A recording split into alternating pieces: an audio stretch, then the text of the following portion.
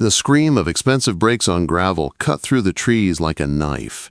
I had one hand on the cabin door frame, the other on a 5-gallon gas can, listening to the old well pump cough and die again. The air smelled like fresh-cut pine and cold metal, the kind of cold that makes screws squeal when you turn them. A black SUV slid sideways into my drive and stopped too close to the porch. It did not belong on this mountain. The paint was too clean, the tires too pretty.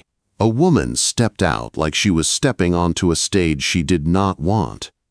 She wore a baseball cap, dark hair loose under it, a white tank under an open flannel shirt. A duffel bag hung off one shoulder. The bag looked heavy. She looked like she had carried heavier things before. She took one long look at the cabin, then at me, then at the snowbank that had swallowed half my truck tire. "You're Beck Blackwood?" she asked. "Depends who's asking," I said. She adjusted her grip on the strap. The leather creaked. "Elena Corvus. The Trust sent me." The Trust. A paper word with real teeth. The Corvus family trust owned this land, this cabin, and the list of repairs I was working through. I stared past her to the SUV. Tinted windows. Engine still running. Someone inside watching. "Elena," I said, "your driver can turn around. This road is a dead end." Her jaw tightened. "He's not my driver." "Then he can still turn around," I said. She did not look back. She did not have to. The SUV rolled down a little, then stopped at the bottom of the drive like it had decided to judge us from there. Elena exhaled through her nose, slow and controlled. "My family dumped me here to learn a lesson," she said. I set the gas can down. My gloves squeaked on the metal. "What lesson?" I asked. She glanced at the cabin again. Her eyes caught on the rotting corner log and the sagging gutter. "That. I can't buy my way out of problems," she said. I looked at her clean city shoes, at the SUV that cost more than my last 3 winters, at the duffel that did not match any of this snow and wood. "Then let me tell you the first rule," I said.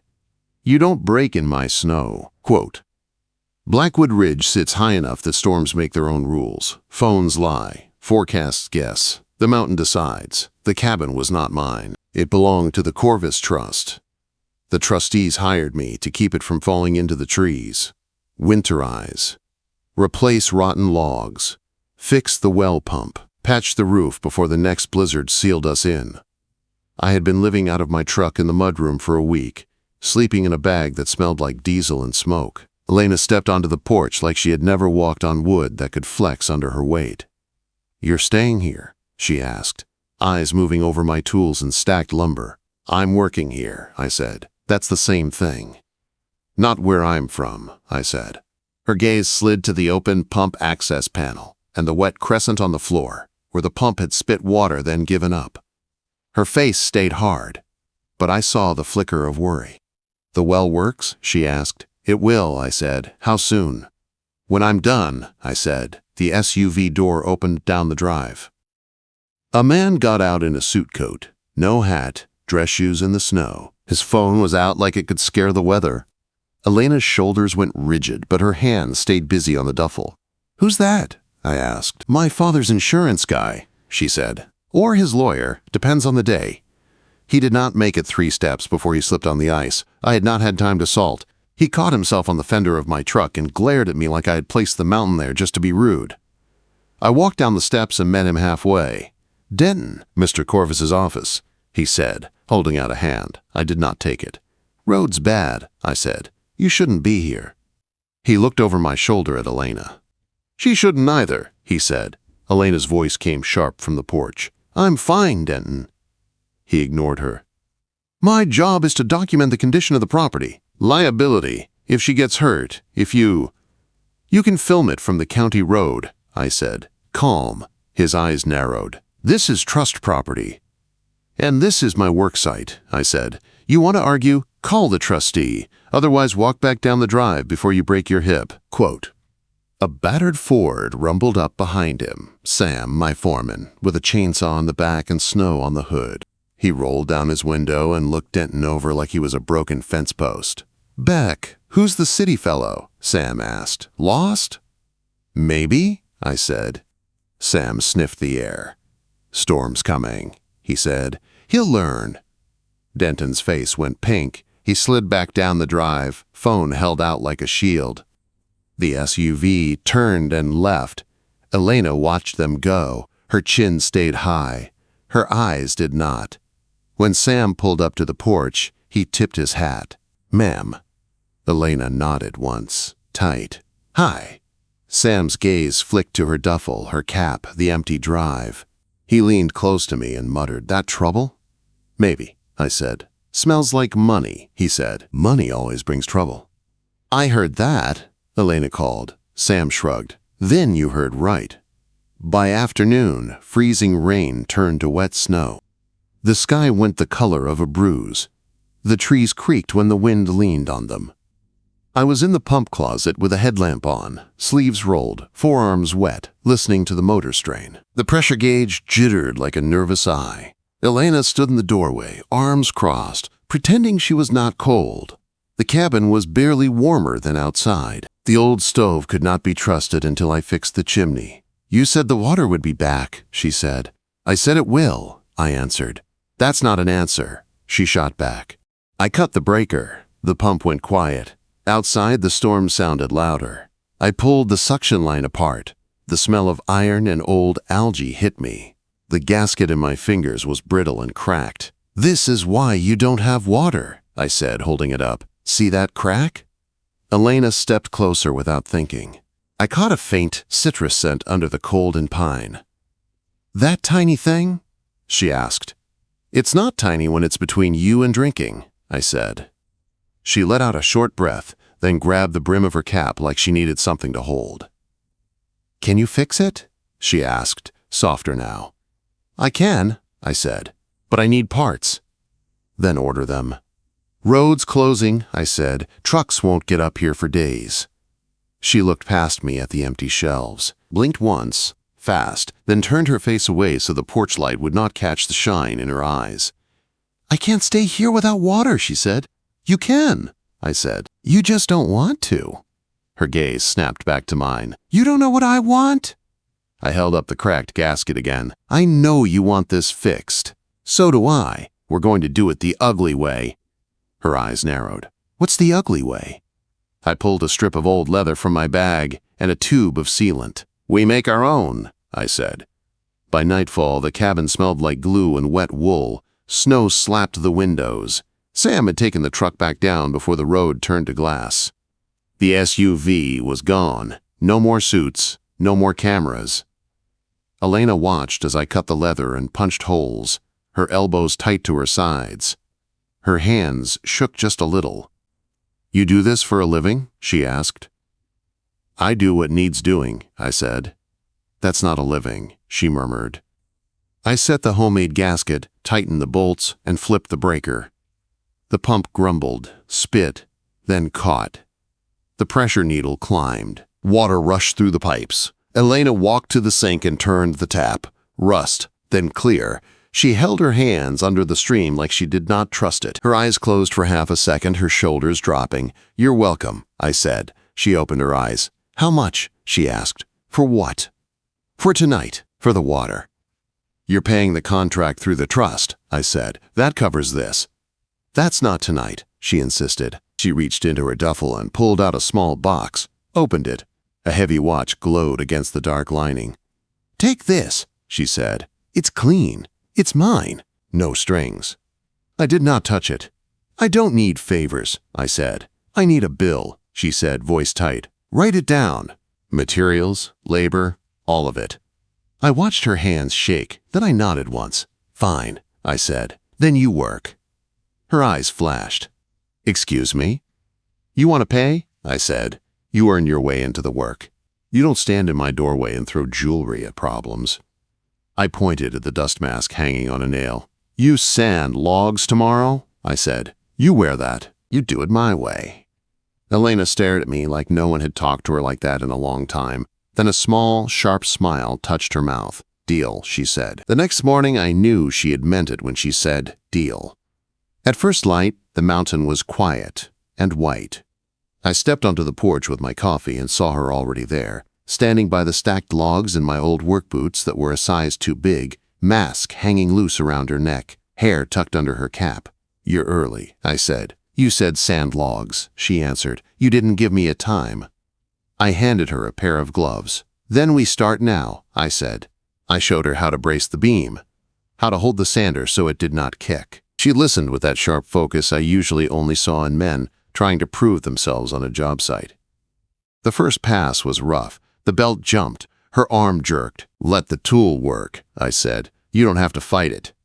"I'm not fighting it," she snapped. I raised a brow. She adjusted her grip and tried again. This time, the belt stayed steady. Fine curls of old wood fell at her boots. She watched them with a strange look, like she had never earned dirt under her nails before. By mid-morning, her shoulders shook from the effort. Her hairline was damp with sweat under the cap. Dust clung to her lashes in a light brown line. She did not complain. When her hands blistered, she wrapped them in tape and kept going. At lunch, I pulled the sander from her hands. "Enough," I said. Her eyes flashed. "I can keep working." "I know," I said. "That's why I'm stopping you. I still need you useful tomorrow." She exhaled, tried to hide the relief in her face, and failed. I pretended not to see it. Inside, the cabin smelled like fresh pine and coffee. I put a pan on the small propane stove and heated soup straight from the can. It was not good. It was hot. She sat at the table with her elbows pulled in like she was trying not to take up space. When I set the bowl in front of her, she stared at it. "I didn't pay for this," she said. "You will," I said. "In labor." Her mouth twitched. "That how it works up here?" "That's how it works with me," I said. She picked up the spoon. The first bite burned her tongue. I saw it in the way she flinched and swallowed anyway. "It's terrible," she said. "Calories," I answered. She huffed a small sound that might have been a laugh. After we ate, I went back to the pump. She went to her duffel and pulled out her laptop. The cheap hotspot blinked on the table. 1 bar, then none, then one again. She opened files, spreadsheets, contracts. Her shoulders tensed in a way sanding had not caused. "You working?" I asked. "Apparently my lesson does not pause email," she said. I watched her fingers fly over the keys. The business world followed her all the way up the ridge. It did not care about blizzards. Toward evening, the sky changed. The light went flat, too fast. The kind of light that means bad weather without needing a forecast. "Storm's coming," I said. She looked up from the screen and listened. The wind in the trees had a different sound now, deeper, pushing harder. "We'll be fine," she said. "You will," I said, "if you listen." We checked the generator, topped the fuel, cleared the snow away from the intake. I checked the stovepipe and the draft. It pulled clean. For now. By dark, the snow hit full force. It did not float. It slammed. The cabin walls hummed with wind. I could feel the old logs flex. "You've lived like this long?" she asked. "Long enough," I said. She stood at the window and watched the whiteout. Her reflection in the glass looked younger without the cap, more tired, more honest. "My father used to bring us here," she said, "when I was small." "Before he locked it in a trust?" I asked. Her jaw tightened. "Before he decided everything is a tool," she said. "Including you," I thought, but I did not say it. Later, I stretched out in my sleeping bag in the mudroom, fully dressed. I do not sleep deep in storms. The house talks. You listen. Somewhere between one heartbeat and the next, I woke up to a wrong feeling. The air was heavy and dull. The generator outside coughed low. The smell in the room was not just wood smoke. It was thicker, stale. My head throbbed behind my eyes. "Damn," I muttered. I threw off the sleeping bag and pushed into the main room. The stove glowed, but the smoke was not going up the pipe. Thin gray fingers drifted into the room. The draft had turned in the wind. "Elena?" I called. No answer. Cold hit my chest that had nothing to do with the air. I crossed to the small bedroom and hit the door with my shoulder. It flew open. She sat on the floor next to the cold hearth, back against the wall, knees pulled to her chest. Her laptop was open on the bed, screen still glowing. A spreadsheet filled half of it. The other half showed an email draft. Her eyes were unfocused, like she was halfway out of the room. "Elena," I said. She turned her head slowly, like it weighed too much. "I'm fine," she whispered. Her skin was pale, lips slightly parted, breath shallow. Fine was a lie. "You're not," I said. I grabbed her wrist. Her pulse fluttered fast and weak under my fingers. "Up," I said. She tried to stand. Her legs gave. I wrapped an arm around her waist and pulled her up against me. Her hands grabbed at my sleeve, then fisted in it tightly. "Don't," she started. "I've got you," I said. The main room was a haze of faint smoke. I yanked the front door open with my free hand. The wind punched us in the chest. Snow spun into the cabin, sharp and clean. I hauled her onto the porch. The cold hit her face and she sucked in a breath like she had been underwater. "Sit," I said. She slid down with her back against a porch post, still gripping my sleeve. "What about you?" she asked, voice thin. "I have things to fix," I said. I went back inside, lungs burning. I shut down the stove, wrenched open the flue, forced the draft back. I grabbed a CO detector from my tool bag, slapped batteries in and held it up. The alarm screamed a high, sharp sound that cut through the storm noise. Confirmation of what my head already knew. Outside, the generator coughed again. If it died, the pump would freeze, the pipes would burst, and everything we had fixed would crack. I pulled on my coat and boots and stepped into the storm. The generator sat behind a swollen drift, half buried. Snow clogged its intake. Exhaust blew straight toward the cabin, because the wind had shifted. My fingers went numb as I cleared the vents and shoveled snow away. I dragged the generator 2 feet into a better pocket and turned it so the exhaust shot away from the house. I stacked plywood and logs as a crude windbreak. The wind tried to steal every breath from me. When I pulled the starter cord, it fought. Once, twice, 3 times. On the 4th pull, it roared, back to life. My nose stung. When I wiped it, my hand came away red. By the time I made it back to the porch, the world felt slightly tilted. Elena watched me from where she sat. Her eyes were clearer now, her cheeks flushed from cold. "You're bleeding," she said. "It's the cold," I answered. "Your hands," she added, looking at my raw knuckles. I looked down. The skin was opened in thin lines, blood mixing with old scars and fresh dirt. "Occupational hazard," I said. I wanted to tell her she should go in, but the cabin still needed to breathe. I left the door cracked and the windows open a few inches to clear the air. The room would lose heat, but we would keep breathing. I sat on the porch beside her, leaving a few inches of space. The snow blew sideways beyond the small pool of light.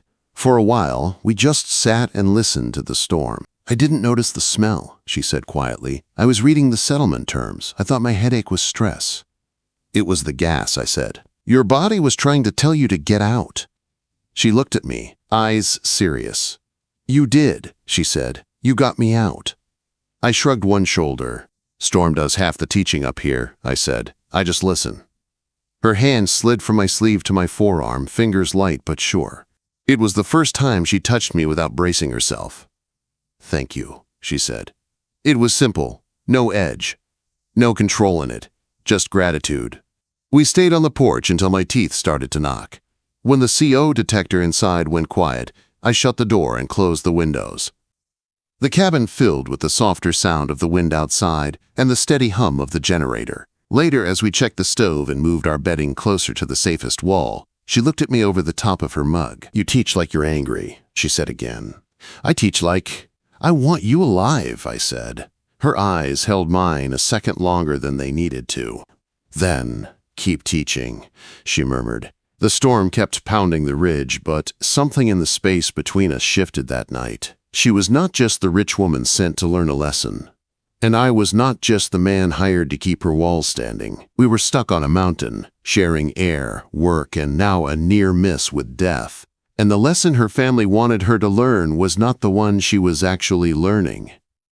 The days after the storm fell into a hard kind of rhythm. In the morning, I checked the generator, the pump, the stovepipe. I walked the roofline and listened for any wrong sounds in the old wood. Then we worked. Elena sanded logs until the new faces of the wood showed clean and bright. She wore the mask without me having to remind her now. Her hands were taped where the blisters had split. She moved slower, but she did not quit. "You can stop," I told her once. "So can you," she said. Fair enough. At lunch, we ate whatever I could heat on the stove: soup, eggs, dry toast. It was not pretty, but it kept us standing. She always tried to pay for it in the same way. "What do I owe you for today?" she asked. "You already paid," I said. "You did your hours. I used your water, your fuel, your food. You also used my sander," I said. "Call it even." At night, the cabin changed. The tools went quiet. The air warmed. The storm sounds faded into a steady hum. That was when her other life came out. She sat at the table with her laptop in that weak little hotspot. The light from the screen lit her face in a way the fire never had. She looked younger there, also older, the kind of tired that does not come from lifting boards. She scrolled through documents, zoomed in on numbers, wrote in a yellow legal pad with neat, tight printing. I walked past once and glanced at the top line. "Term sheet, Corvus/Global Freight Merger," it said. "You're working on your father's deal up here?" I asked. "I'm working on his trap," she said. Her voice was calm, but the pen in her hand tapped a little too fast. "I thought he sent you to learn humility," I said. "He sent me to be quiet," she replied. "I don't do quiet well." I watched her for a second. The mountain had stripped away the expensive edges. There was no makeup now, no perfect clothes, no city glow. Just a woman in worn flannel and my old boots, frowning at contracts by lantern light. "You have service for that?" I asked. "Barely," she said. "Just enough to download, not enough to gossip." "Lucky for you," I said. One clear afternoon, between smaller snow showers, we were up on the roof, breaking ice off the gutter line with flat bars. The sky was bright and hard. The air felt sharp in my lungs. I heard the engines before I saw them. Not Sam's truck. Too smooth. Two newer pickups crawled up the road and stopped at the bottom of the drive. Two men got out.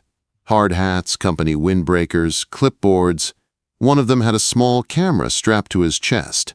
Elena went still beside me. Her fingers tightened around the bar. "Who are they?"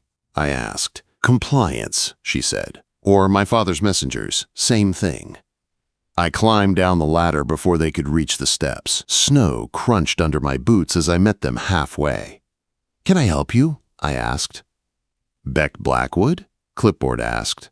"That's me," I said. "We're here on behalf of Corvus Global," he said. "Site inspection, property risk assessment."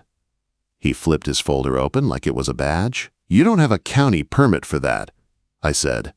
"This is a contracted restoration site. You need permission from me or from the trustee." Chest camera smiled like he had done this 100 times. "We don't need one," he said. "This is trust property." I didn't move. I didn't smile. "And I am under contract with that trust," I said, "which means this is my work site. You step on my porch without permission, you become my problem, not just theirs."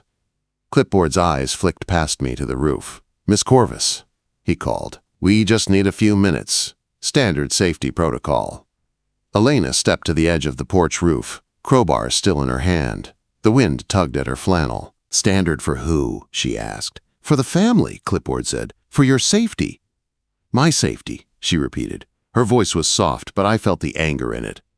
I stepped a half step sideways so my shoulder blocked the bottom of the steps. "Camera off," I said to chest camera. He smiled a little wider.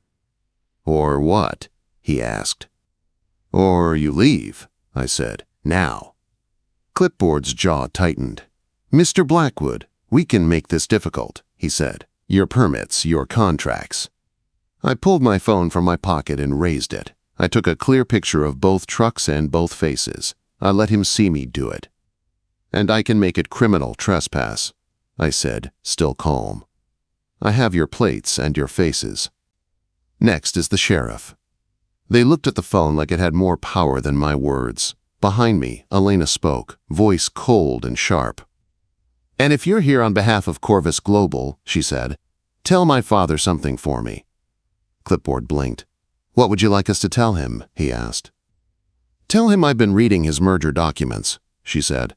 "And I'm not learning his lesson. I'm learning his math." The wind gusted. For a moment, no one spoke. Chest camera shifted. His smile slipped. Clipboard swallowed. "We'll reschedule," he said finally. "No," I replied. "You'll leave." They did, slowly, watching us like they still expected us to break. But they left. When the trucks disappeared around the bend, I turned back to the porch. Elena was still standing there, crowbar in hand. Her shoulders were stiff, eyes fixed on the road even though there was nothing there now. "You didn't have to do that," she said without looking at me. "I did," I said. "They weren't here to protect you. They were here so you would feel alone." She looked down at me. Something in her face softened and sharpened at the same time. "I'm not alone," she said quietly. The next big blizzard hit 2 nights later. Not the hard, violent kind like before, but slow and heavy. The snow kept falling and did not stop. The road closed. Sam called on the radio to say no one was going anywhere for a while. We worked anyway. We checked the roof, the pump, the stove. At night, the cabin felt smaller but safer. The CO detector stayed silent. I checked it twice anyway. Elena sat at the table with her laptop as the wind howled outside. The hotspot blinked. She cursed at it, then laughed once at herself for caring. "What are you doing exactly?" I asked, nodding at the screen. "Audit," she said. "Of what?" "My father's deal," she said. "He used the trust as collateral without telling anyone. He parked risk where he thought no one would look." "Here," I said. "Here," she agreed. Her fingers moved over the keys, pulling numbers from one file to another, matching dates, tracing lines.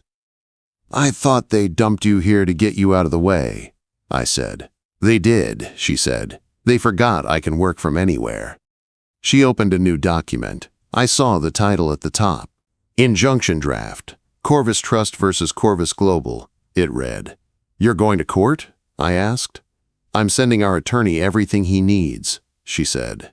"Board minutes, drafts, side letters. If my father wants to play games with the trust, he can do it in front of a judge." Quote. I watched her circle 3 numbers on the legal pad.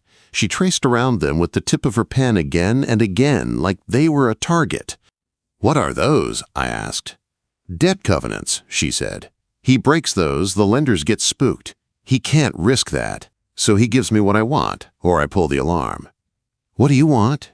I asked. She looked up at me, eyes dark and clear. "Clean title," she said. "Freedom from the trust. This cabin in my name. No more leash." The stove popped. Snow hit the window in soft thumps. The mountain listened. "You're going to trade his own math back at him," I said. "Yes," she said. "And he is going to hate that I learned it on a ridge in boots that don't fit me." I did not smile, but I felt something warm in my chest that had nothing to do with the fire. Later that night, after she sent another long email and cursed the upload speed, she closed the laptop and just sat there. No screens, no numbers. "What?" I asked. She shrugged one shoulder. "I keep thinking about what happens after," she said. "After what?" I asked. "After I win," she said, like it was not even a question anymore. "Then you go back," I said. "Big office, city lights, good coffee." She studied my face. "And you?" she asked. "I keep working," I said. "Cabins do not fix themselves." Her mouth curved. "You turned down that Montana contract," she said. "Sam told me." It was real money. "I've had real money," I said. "It leaves." "So what are you building?" she asked. "Something that stays," I said. "Something I can look at and say I did that. With my own hands." Her eyes dropped to my hands. The skin was split and rough. Scars crossed my knuckles like old maps. "You're not doing all this because you want me," she said quietly. I stepped closer, slow, so she could move away if she wanted. She did not. "I do want you," I said. My voice came out rougher than I planned. "But I'm not here to buy you or save you. You're already saving yourself." Her breath caught. Her fingers curled around the edge of the table like she needed something to hold on to. "Then why are you here?" she asked. "Because when you walked out of that SUV, you looked like someone who had never been allowed to stand on her own ground," I said. "And I wanted to see what you would build if it was actually yours." Silence stretched between us. It was not empty. It was full of storm wind and wood smoke and everything we had not said yet. She stood up slowly. We were close now. Close enough that I could see the small freckles on her cheek, the tired lines at the corner of her eyes. Her gaze drifted to my mouth, then back up. Her hand lifted, hesitated, then settled at my collar, thumb brushing the fabric once. "You're going to hate my father," she said. "I don't waste time hating men who don't show up," I answered. Her mouth twitched. Then her eyes turned serious again. "He's going to show up," she said. I nodded. "Let him," I said. She studied my face one last time like she was checking the frame before she trusted the roof. "Tomorrow," she said, voice low. "If the road opens, the plow brings mail. If he signed what I demanded, my freedom is in that bag." "And if he didn't?" I asked. Her jaws set. "Then I burn the deal to the ground," she said. The mountain hummed around us. The storm moved farther down the valley. Inside the cabin, the air felt tight and electric. Whatever came in that canvas mailbag, it was not just going to change her life. It was going to change mine, too. Sam showed up the next morning the way weather does in the mountains. No warning, just the low rumble of his truck, then the flash of his blue parka through the trees. He stomped up onto the porch, snow on his shoulders, canvas mailbag in one hand, thermos in the other. "Road's open for now," he said. "Figure I'd bring the fun stuff before it closes again." He dropped the bag on the table with a heavy thud.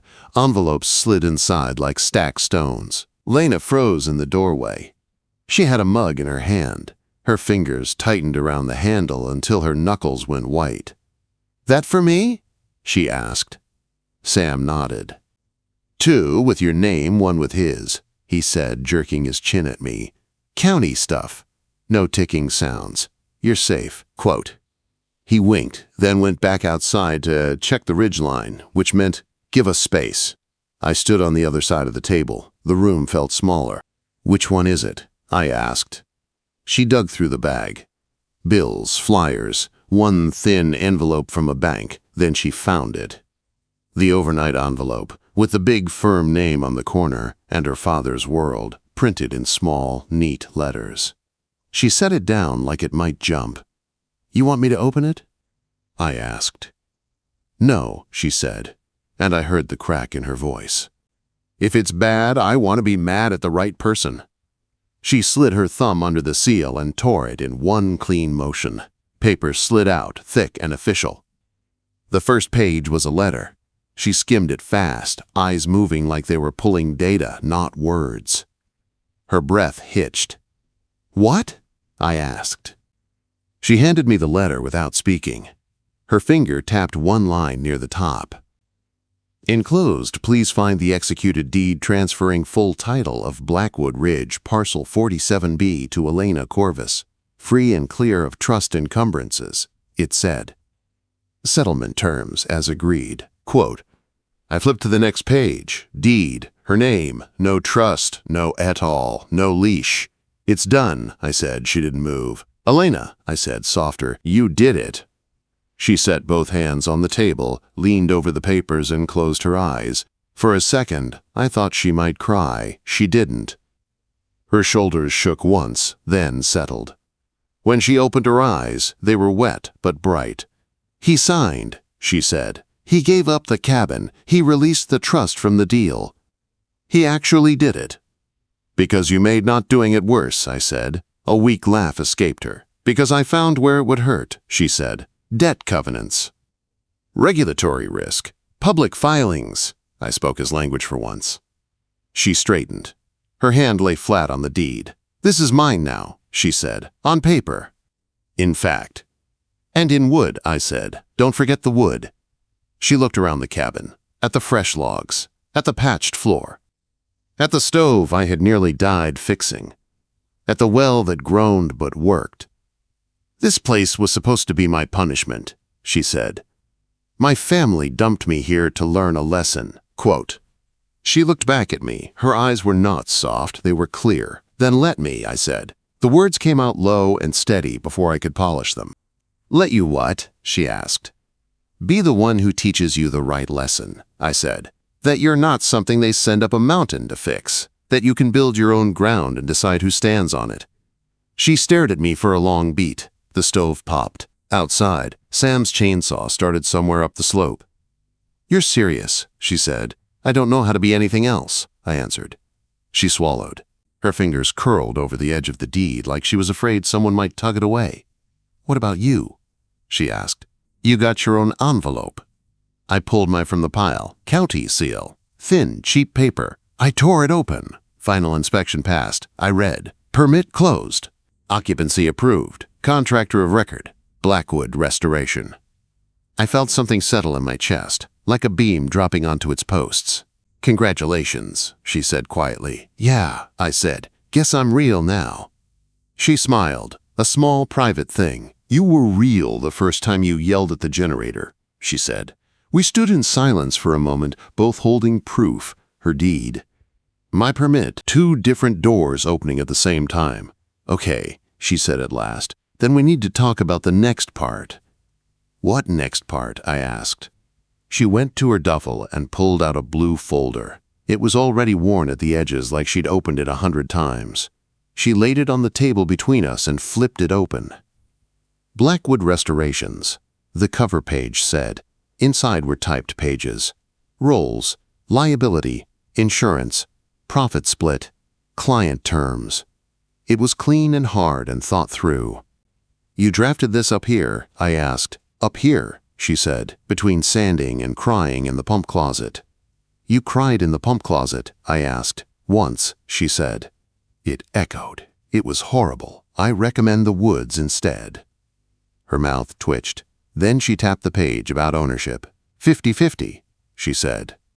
I handle the money, the contracts, the clients, who send compliance spies instead of saying what they want. You handle the work, the crews, the wood, the things that break at 3 a.m. We pick the jobs. We say yes or no. No trust. No board. No father.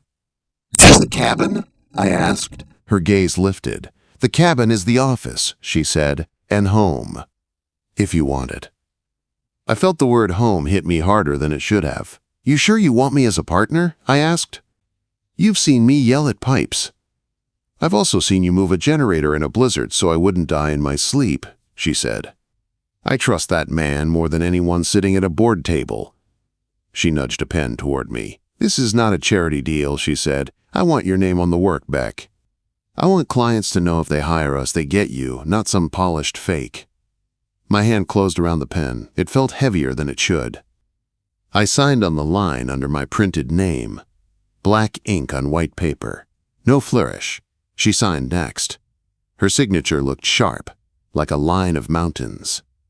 Partners, she said. Partners, I said. She closed the folder.